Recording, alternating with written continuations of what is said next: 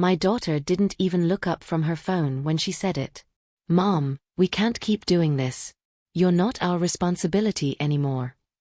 I stood there holding a warm apple pie, still in oven mitts. The kitchen smelled like cinnamon and butter.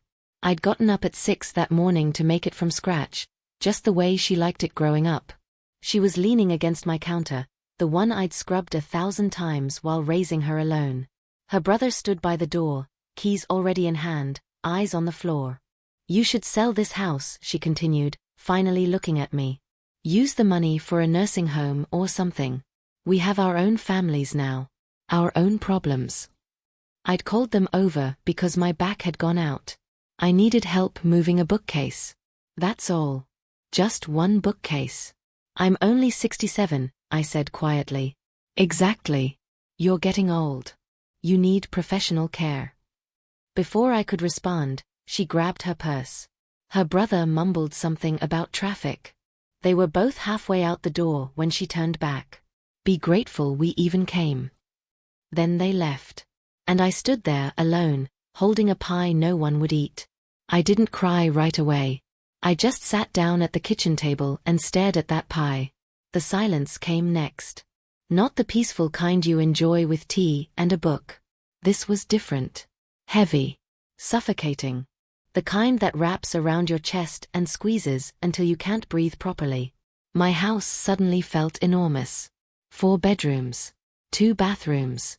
A backyard I'd planted roses in when they were children. Now it was just me and the echo of my own footsteps. I thought about calling someone. But who? My friends from work had all moved away or passed on. My husband died 9 years ago. My neighbors were polite but distant. The doorbell rang. I wiped my face and opened it. A young man in a delivery uniform stood there, holding a package and checking his phone with a confused expression. Sorry, ma'am. Wrong address. I'm looking for 73. Next door, I said, pointing left. He apologized again, then stopped. Looked at me closer. Are you okay? Those 3 words broke something inside me. I nodded quickly, but tears started anyway. He didn't leave. Just stood there, awkward but genuine. My name is Margot Ellis. I'm 67 years old, white, American, mother of 2 adult children who just told me I'm too much trouble. I worked in human resources for 30 years. Started as a secretary, worked my way up to director. I learned how to read people. How to spot a lie before it finished forming. How to see who someone really is beneath the professional smile. I raised 2 kids on my own after my husband's heart attack.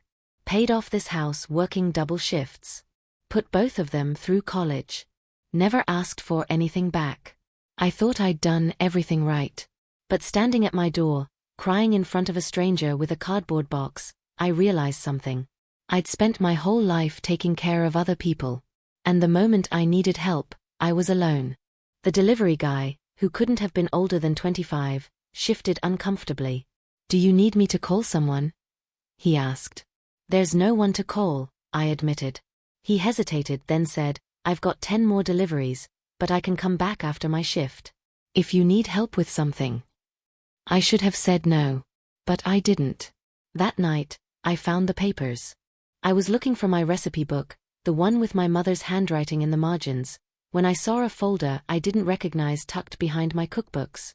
Inside was a legal document. Thick. Official looking. A family trust agreement. My house was listed as the primary asset. Under a new entity I'd never heard of. My daughter and son were named as trustees. Their signatures were already there. And at the bottom, my signature. Except I'd never signed it. I sat on the kitchen floor with those papers spread around me, and something clicked in my brain. The way my daughter had been asking about my finances lately.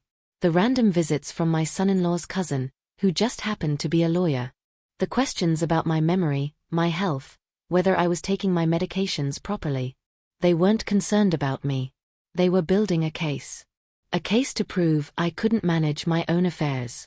To take control of everything I'd worked for. I felt something shift inside me. Not panic. Not even anger yet. Just cold, clear understanding. They weren't just abandoning me. They were trying to erase me completely. I called my daughter the next morning. Kept my voice light and confused, just a little scattered. Honey, I've been thinking. Maybe you're right about the house. It's getting to be too much.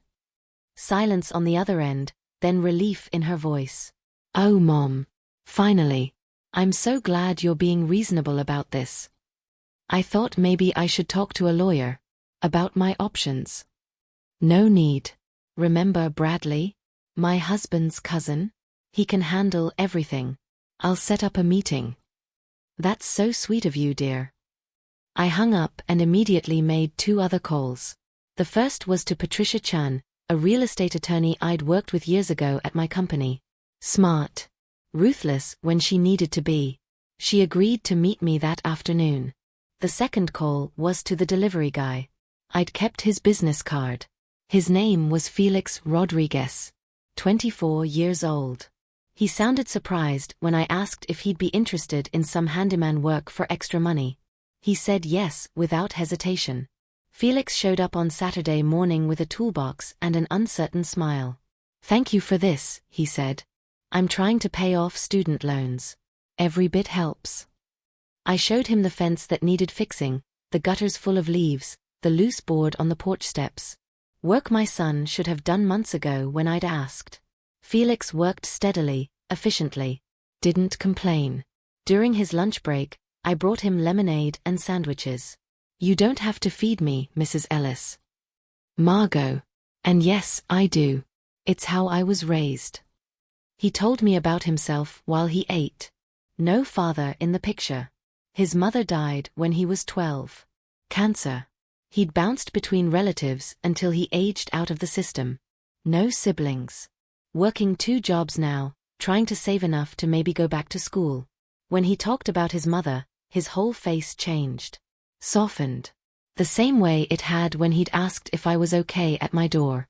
He stayed until sunset, finishing everything I'd asked and more. When I tried to pay him, he initially refused. You fed me. That's enough. Felix. Take the money. He did, reluctantly. Then he asked, same time next week? I smiled. Please. My son visited 3 days later. Without his wife. That should have warned me immediately. He sat at my kitchen table, the same one where I'd helped him with homework every night for 12 years. He looked uncomfortable, rehearsed. Mom, we need to talk about your finances. What about them? Well, you're getting older. It's a lot to manage. We think it would be easier if we helped. Took some of the burden off you. I played my part perfectly. Nodded. Looked a little confused. I suppose that makes sense. His shoulders relaxed. Great. I brought some papers for you to sign. Just gives us access to your accounts. For emergencies. I looked at the documents. Power of attorney. Full financial control. Let me think about it, I said. His jaw tightened, but he smiled. Sure, Mom. No pressure. After he left, I called Patricia. They're moving faster than I thought, she said. We need to act now. That week, I revoked every power of attorney they might claim I'd signed. Transferred my assets into a protected account. Hired a forensic document expert to analyze that forged trust. And I kept playing confused, forgetful, weak. Let them think they were winning. I invited both my children to tea the following Sunday. Made all their favorite cookies. Set the table with my good china. And placed a small audio recorder inside the decorative plant on the shelf, hidden but positioned perfectly. They arrived together, exchanging glances I pretended not to notice. Over tea, I asked simple questions. Then asked them again 10 minutes later. Fumbled with the sugar bowl. Forgot my daughter's husband's name, called him the wrong thing. Did you take your pills this morning? My son asked, voice dripping with false concern. Pills? Which pills? My daughter sighed. See? This is exactly what we're talking about. They spoke about me like I wasn't there. About facilities. About quality of care. About how much easier it would be once the house was sold. I spilled a little tea on the table. Apologized profusely. Acted flustered. They smiled at each other. Thought they had me. The recorder caught everything. Every word. Every dismissive tone. Every lie about my health. When they left, I saved the audio in 3 different places. Then I sat in my kitchen and let myself feel the rage I'd been hiding. Felix came by twice a week after that. Fixed things I didn't even know were broken. But more than that, he talked to me. Actually listened. Noticed small things. One day I mentioned I couldn't reach the top shelf in my pantry anymore. The next week, he'd installed a step stool that folded into the wall. When I had a cold, he brought soup. Not fancy, just canned chicken noodle, but he'd heated it up and brought it in a thermos. He built me new shelves without being asked. Complimented the flowers I planted. Laughed at my jokes. Simple things. Things my own children hadn't done in years. One evening, as he was packing up his tools, I asked him about his mother. His eyes went distant. She was the best person I ever knew. When she got sick, she made me promise I'd be kind to people. Said kindness was the only thing that mattered. She raised you right. I hope so. I think about her every day. We sat on the porch as the sun went down, not saying much. Just existing in the same space, 2 people who'd both lost things. I realized something then. He reminded me of the son I should have had. And maybe I reminded him of the mother he'd lost. The trust lawyer called. Bradley, my son-in-law's cousin. His voice was smooth, professional, predatory. Margot, we really need to finalize these documents. For your protection. Of course. When should I come in? Tomorrow at 10? I showed up with Patricia, a hidden camera in my purse, and the original deed to my house with my name clearly listed. Bradley's face went white when Patricia introduced herself. I think there's been a misunderstanding, he stammered. Patricia smiled coldly. I think there has been. A significant one. She laid out the evidence. The forged signature. The fact that I'd never agreed to any trust. The timeline of my children's sudden interest in my declining health. Bradley tried to recover. We were just trying to help. Wonderful, I said sweetly. So was I. By hiring an attorney to protect my interests. We left him sitting in his office, papers scattered across his desk, career likely about to implode. Patricia squeezed my hand in the parking lot. You're going to win this. I already have, I said. The texts started immediately after that meeting. From my daughter, Mom, we're just worried about you. Why are you being so difficult? From my son, you're making this harder than it needs to be. We're your family. Another from my daughter, why won't you answer? We just want what's best. I didn't respond to any of them.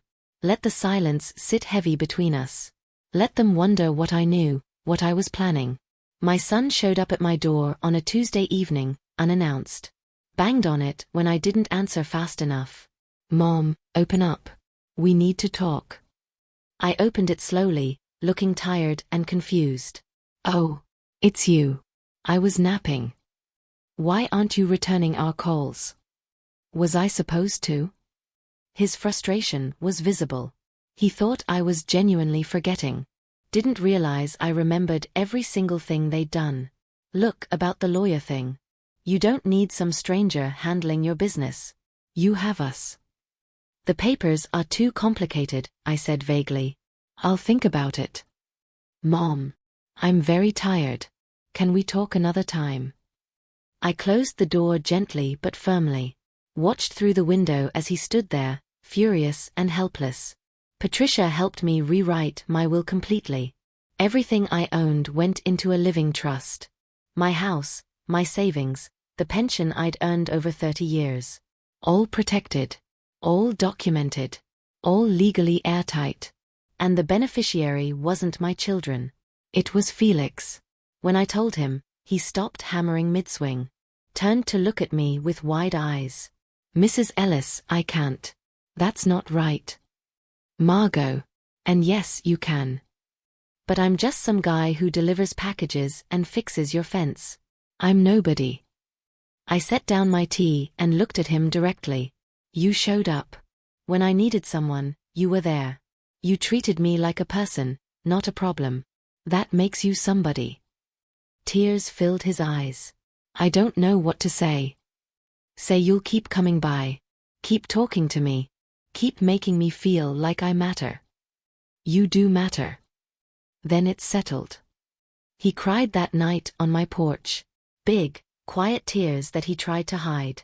I pretended not to notice, just sat beside him until he was ready to talk again.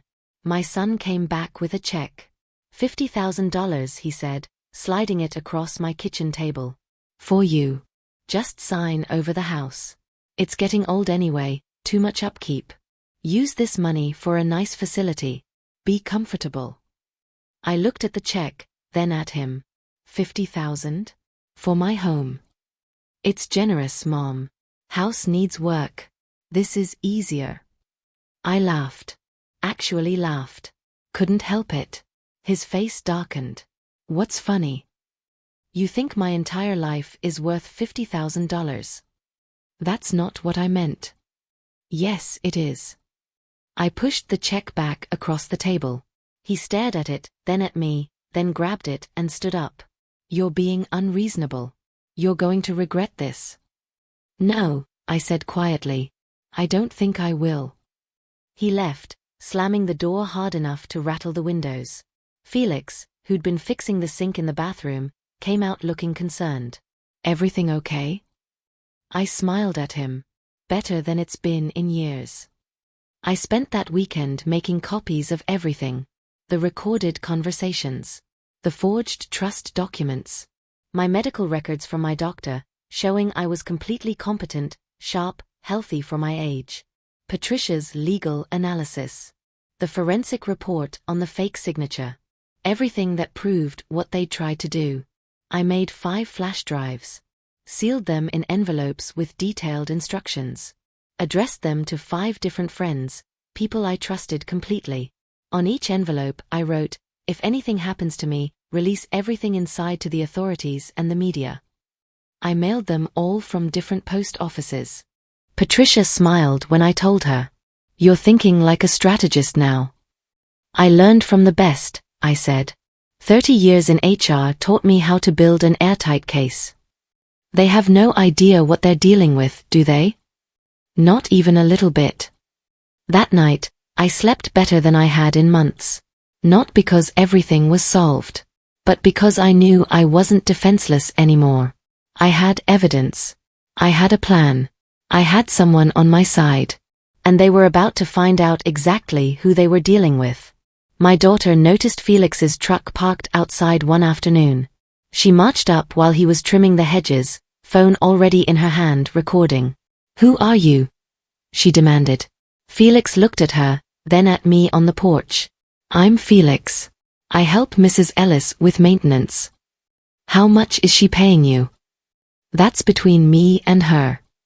My daughter turned to me.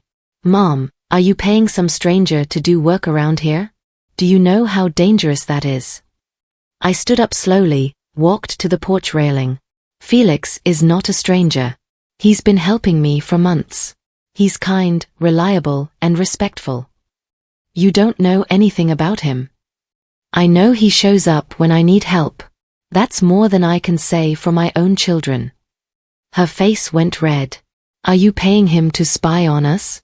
Is that what this is? Felix set down the hedge trimmer. Ma'am, I'm just here to help with yard work. Don't talk to me, she snapped. Then to me, this is exactly what we're talking about. You're not thinking clearly. You're being taken advantage of. The only people trying to take advantage of me are you and your brother. She opened her mouth, closed it, then stormed to her car. Before driving off, she yelled, We're not done with this. Felix looked shaken. I'm sorry. I didn't mean to cause problems. You didn't cause anything, I assured him. They did. 2 weeks later, Adult Protective Services showed up at my door. A middle-aged woman with kind eyes and a clipboard introduced herself as Mrs. Brennan. Someone had filed a report claiming I was being neglected, showing signs of dementia, and possibly being financially exploited. The complaint was anonymous. But I knew exactly who made it.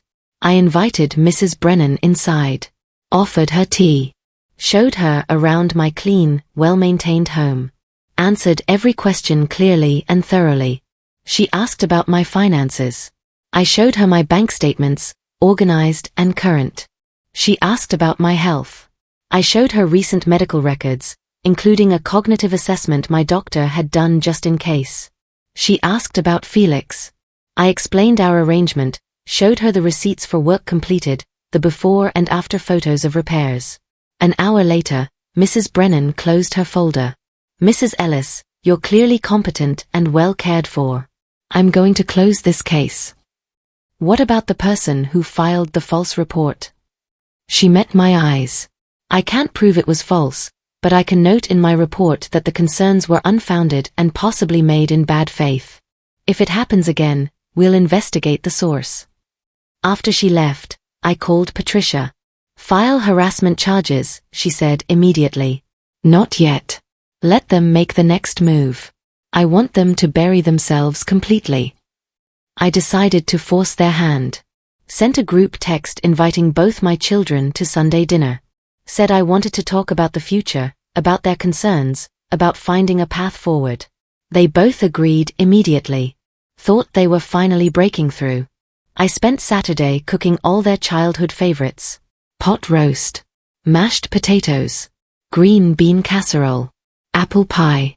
Sunday arrived. They showed up together, dressed nicely, wearing practiced expressions of concern. We sat down. I served the food. We ate and made small talk. Then, halfway through the meal, I stood up and retrieved a thick folder from the counter. Before we talk about my future, I said calmly, I want to show you something. I opened the folder. Inside were copies of everything. The forged trust. The recordings of their conversations. The attempted power of attorney. The check. The APS report. I spread them across the table like cards. Both of them went completely white. You've been very busy, I said. Trying to prove I'm incompetent. Forging documents. Plotting to take my home. All while pretending to care. My son found his voice first. Mom, this isn't what it looks like. It's exactly what it looks like. I have recordings. Witnesses. Legal documentation. You tried to steal my life. My daughter's hands were shaking. We were trying to help. You were trying to help yourselves. I sat back down. But I'm going to give you one chance. Walk away now. Leave me alone. Or we do this in court, where all of this becomes public record. They sat in stunned silence. Your choice, I said quietly. They chose court. Their lawyer filed for conservatorship, claiming I was mentally unfit to manage my affairs. The petition cited the APS report, my confusion during their visits, my questionable decision-making in hiring Felix. Patricia filed a counter-motion for fraud, forgery, and elder abuse. Attached every piece of evidence we had. The hearing was scheduled for 6 weeks out. In the meantime, my children launched a public campaign. Posted on social media about their difficult situation with their aging mother. Painted themselves as concerned children trying to help a stubborn, declining parent. Some of their friends left supportive comments. Others who knew me stayed silent. Then the court date arrived. The judge was a woman in her 60s, Judge Patricia Coleman. She'd seen everything in her career. She looked tired, skeptical, and ready to cut through nonsense. She reviewed all the documents in silence. Looked at the recordings transcripts. Examined the forensic analysis of the forged signature. Then she looked up at my children's lawyer. You're arguing this woman is mentally unfit? Yes, Your Honor. She shows clear signs of confusion, poor judgment, and... I've read your petition.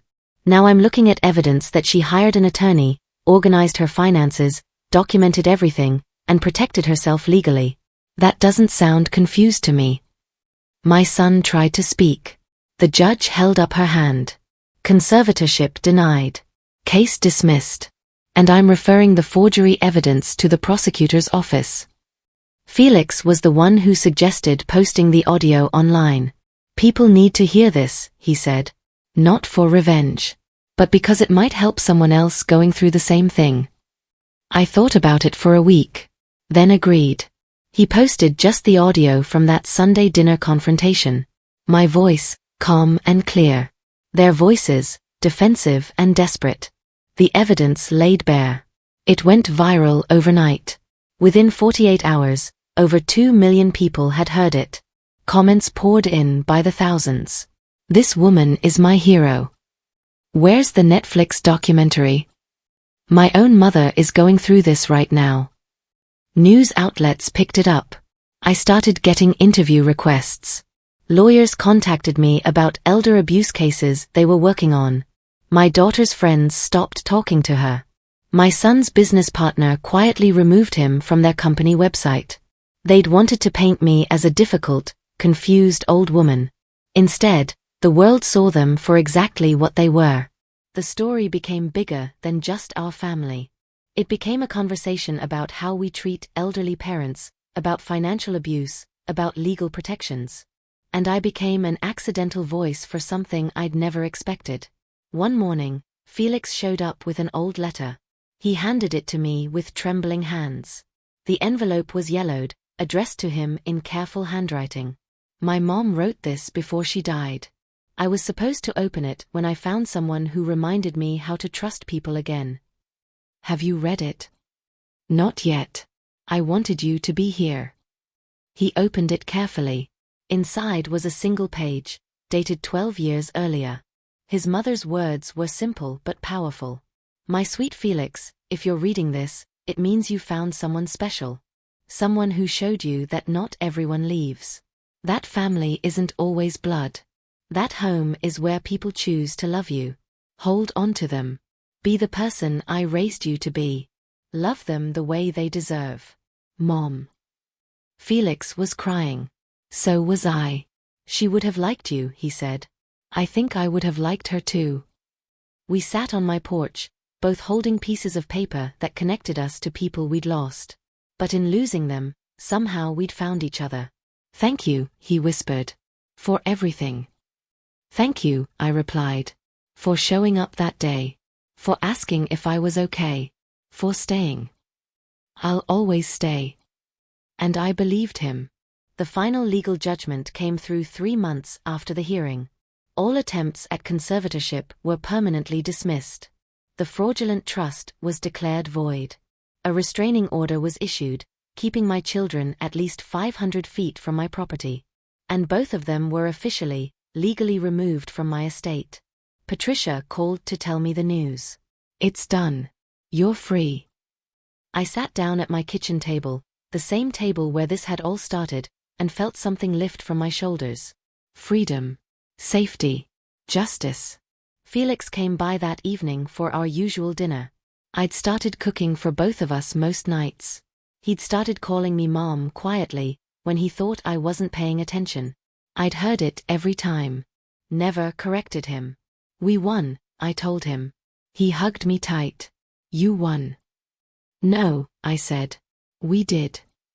That night, I updated my will one final time. Made sure everything was perfect.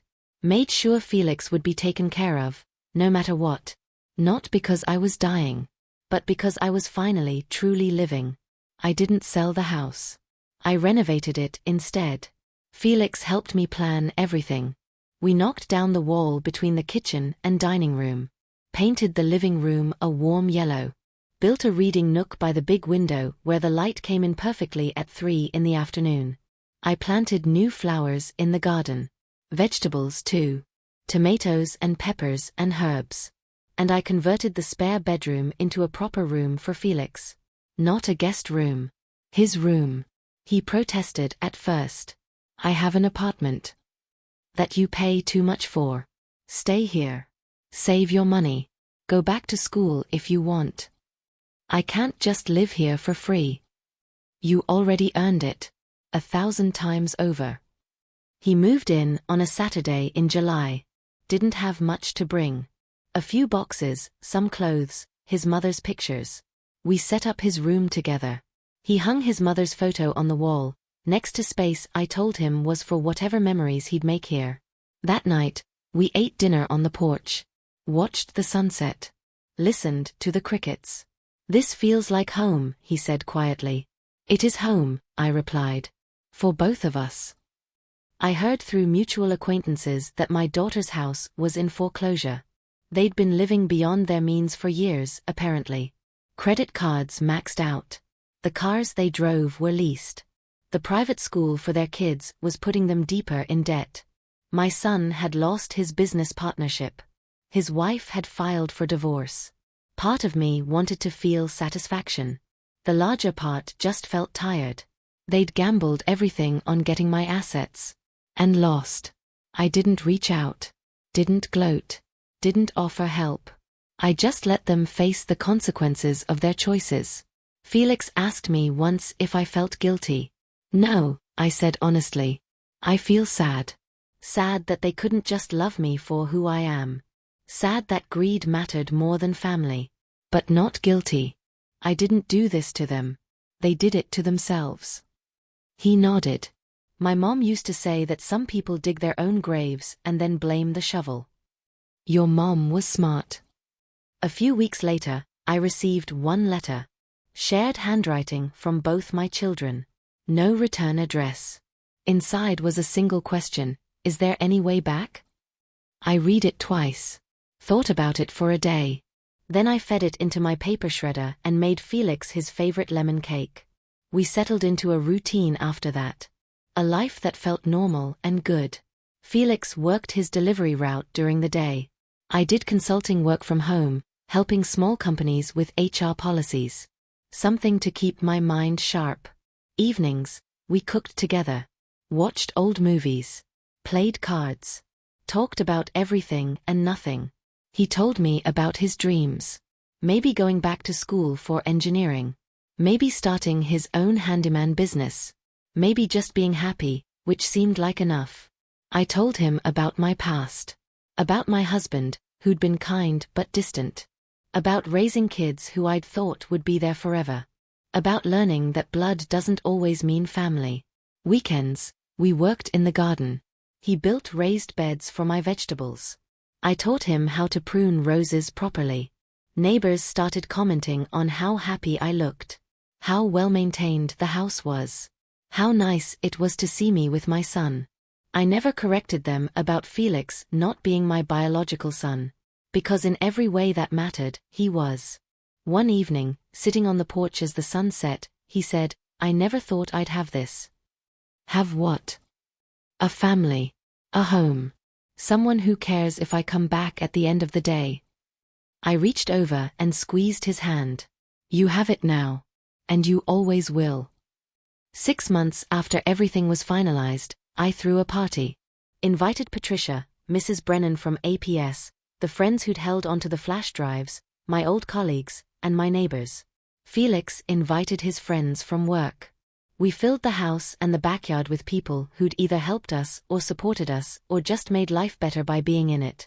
I gave a small speech. Thanked everyone. Told them that family is what you build, not what you're born into. Felix stood next to me, arm around my shoulders, and I realized something. This was what I'd been missing my whole life. Not perfection. Not obligation. Just genuine connection. Later that night, after everyone had left and we were cleaning up, Felix asked, "Do you ever regret what happened? How everything went down?" I thought about it honestly. About the pain, the betrayal, the fight. "No," I said. Because it led me here. To this house full of light. To you. To actually being happy. "Me too," he said. "I used to think I'd always be alone. That I'd missed my chance at having a real family." You didn't miss anything. You found it. We finished cleaning in comfortable silence. Then sat on the porch one last time before bed, watching the stars come out. This was my life now. Not the one I'd planned, but the one I'd fought for. The one I'd chosen. And it was enough. It was more than enough. It was everything.